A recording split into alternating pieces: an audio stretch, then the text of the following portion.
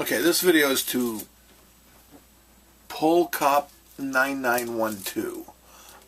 They asked me what a mala is. I did a video on how I use my mala the other day, and I guess maybe I didn't explain what a mala is to those who didn't already know. She also asked, or he also asked, when did I, and how is it, they ask, you still need to tell me what a mala is and how it is supposed to be used. Also, when did you stop smoking?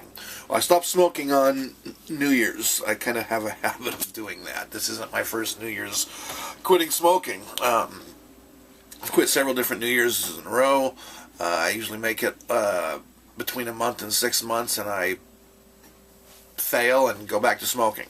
Well, we're going to do it again. I'm going to keep at it until I'm a non-smoker. I really think this year is different, but I've said that before. But this year there's something new inside me that I didn't feel before. This whole self-determination thing, and I think I've made some advancements in my own spirituality, and I think those are really going to help me see it through this time.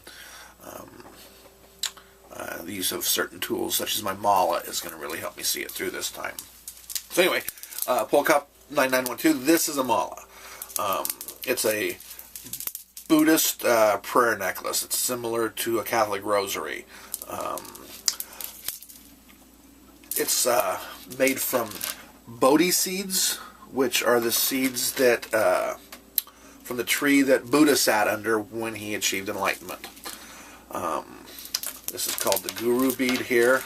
It's where you start the count. These are called counters, and they represent something in the Buddhist tradition, but I'm not sure exactly what. This is something that was just put in for me by the Tibetan guy I bought this from at his store. There's a little too much slack in mine, so you put these in as fillers to kind of take up some of that slack, which is there's still not enough. I need to take up a little bit of that slack some other way. But yeah, this is a mala. The way I use it, like I said, I don't have the background. I wasn't raised Buddhist. I've only decided to start calling myself Buddhist in the last couple of years, but I don't have the education that a lifelong Buddhist has, or even the education a couple-year Buddhist has, because I've only gotten my education through reading. I have attended one Buddhist service now, and I think I'm going to attend more of them. I don't like narrowing myself down to a specific spirituality, because I take so much from everything. I take something from pagans and Wiccans and even Christians, and I take the valuable teachings from all of them. But I think that the tenets of compassion and what the Buddhists teach about love is central to everything. So I really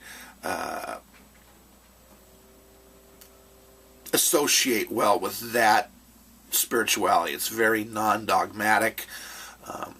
Anyway, it's the one I like. Like I said, I learned from all of them, but that's the one I think I like the most. But anyway, the way I use it, like I explained in my other video, is it's all... I gave my son one for Christmas. He struggles with some issues.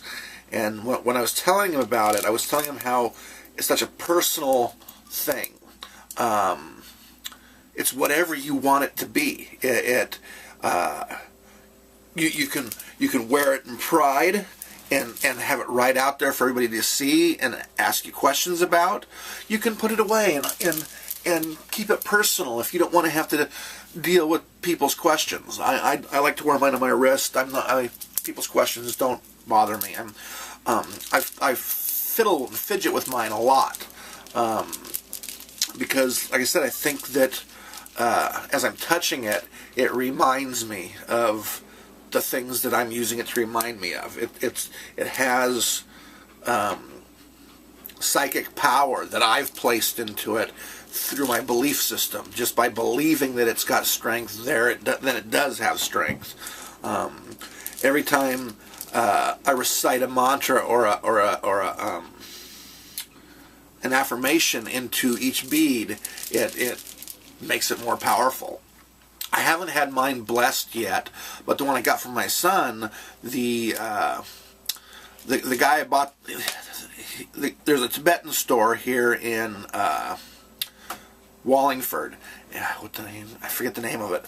But this really cool guy who owns the store, authentic, real Tibetan Buddhist. He's always playing chants on the radio or the stereo when you come in, and the guy just emanates compassion and kindness.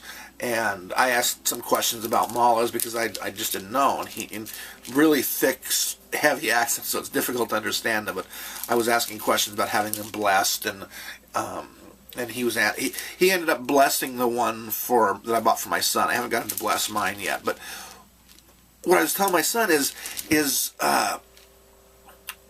because I assign the power to the mala, since I have these positive feelings from this man that I bought it from, when he blesses it, I feel the power going into it. It's my own psychic thing. It's my own power of positive thinking. But there it is, and that's a real thing. So I'd like to have him bless mine, because it would just put all that more power and give it more strength to remind me to be a strong man and a compassionate man and a self-determined man. So anyway, how you use it is how I use it is, other than fidgeting with it and holding it and carrying it and keeping it in the forefront of my mind to help me in times of every day, because I need this kind of. What I do is when you count with one, there's all, look on YouTube at how to count with them all, and there's people who say you got to count specific ways and directions and holding your fingers in certain. There's a word for this, but I can't remember what they're actually. It's this. I forget which one it is. But you got to hold this hand this way and hold this hand this way, and it gets to be very difficult. I think there's some validity to that. I mean, the harder it is, the more focused you are at the thing, the more power you're imbuing it with. Well, I'm a novice. I'm not there yet. I'm just trying to begin my spiritual path. So for right now, I'm just going to keep it simple. And the easiest way for me is you start at the guru bead. You don't count the guru bead. There's 108 beads all the way around. And as I understand that, that's because 100 is the magical number, but they put 108 beads on there just in case you miss a few. I read that somewhere. I don't know if that's true or not, but that's... Anyway, so I count. if I'm doing an affirmation, it's like, I don't smoke, I don't smoke, I don't smoke, I don't smoke, I don't smoke, I don't smoke. And you count, and you roll the bead down, and you roll it around. These counter beads here, like placeholders, so you can remember where you left off if you're interrupted or distracted. I can do it while driving the car, having a conversation with my girlfriend, walking down the street, because it's your subconscious mind you're training. So you can be doing other things and just have this in your hand and reminding yourself, I don't smoke, I don't smoke. Or Om Tare Tu Tare Ture Soha, or Om Mani Padme Hum, or any of the mantras or chants or affirmations you want to use for whatever it is you're trying to train. It's all about mind training. Whatever you're trying to train your mind to do, this is the tool to use it. You just repeat it over and over and over, and after enough times repeating it, you begin to believe it, you begin to become it. And that's what a mala is to me. So I hope that helped. Polcop 9912. Peace.